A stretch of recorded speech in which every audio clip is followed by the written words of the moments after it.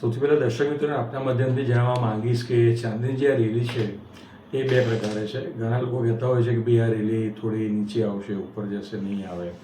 એવું નથી. વૈશ્વિક લેવલ ઉપર જે રીતનો માહોલ અત્યારે જામ્યો છે, ઇલેક્ટ્રોનિક વ્હીકલ, સોલાર પેનલ અને ઇન્ડસ્ટ્રીઝની અંદર ચાઇના અને યુએસ વચ્ચે જે ટેરિફની મઠાવણ હતી એ મહદઅંશે ઉકેલાઈ ગઈ છે અને ચાઇનામાં મોટાભાગે પ્રોડક્શન ચાલુ થઈ ગયું છે. માટે ચાંદીની ડિમાન્ડ એકંદરે ખૂબ પ્રમાણમાં વધી રહી છે. એ ઉપરાંત રેર અર્થ મેટલની અંદર ભવિષ્યની અંદર પણ ચાંદીનો સમાવેશ થઈ જાય, એટલે કે ચાંદીનું ઉત્પાદન કરતાં અત્યારે ડિમાન્ડ, સપ્લાય જેને કહેવાય, ઓછું છે, પરંતુ ડિમાન્ડ ખૂબ છે.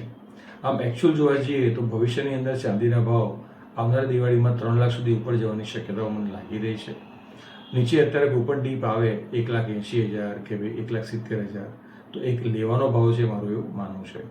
ઓલ ટાઈમ હાઈ તમારી વાત સાચી છે. જીએસટી સાથે જોવા જાઓ તો 2 લાખ ઉપર ચાંદીનો ભાવ આજે જોવા મળી રહ્યો છે. MCX 1,99,500 સમથિંગ ચાલી રહ્યું છે. સોનાની અંદર વાત કરીએ આપણે તો રેર અર્થ મેટલની જેમ સોનાને પણ આજે એક સંકટ સમયની સાંકળ આપણે ગણીએ છીએ. આવનારા વર્ષોની અંદર જે વિશ્વ યુદ્ધો થઈ રહ્યા છે, રશિયા યુક્રેન ગણો, તાઇવાન અને ચાઇના વચ્ચેની ઝપાઝપી સમજો, વેનેઝુએલા અને અમેરિકા વચ્ચેનો તણાવ સમજો, આ દરેકની વચ્ચે અત્યારે તેવમ સાથે સાથે યુરોપિયન કન્ટ્રીઓની પણ US ડોલર સાથેની બોન્ડમાં અગેન્સ્ટમાં રોકાણ કરવાની, એટલે કે અંદાજિત 1,40,000નો ભાવ ભવિષ્યમાં સોનાનો થાય, મને એવું લાગી રહ્યું છે.